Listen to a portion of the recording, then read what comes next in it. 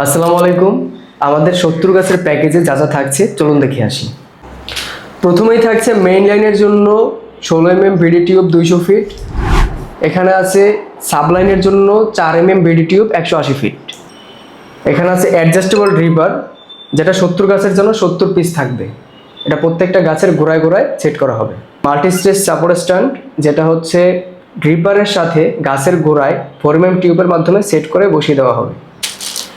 এটা হলো 4 state connector, যেটা 16 টিউব থেকে 4 টিউবে কানেক্ট করার জন্য ব্যবহার করা হয়। এখানে 4 ধরনের 16 কানেক্টর আছে, যার ভিতরে আছে টি কানেক্টর 2টা, যেটা 3 দিক দিয়ে 3 মাথা বের করার জন্য ব্যবহার করা হয়।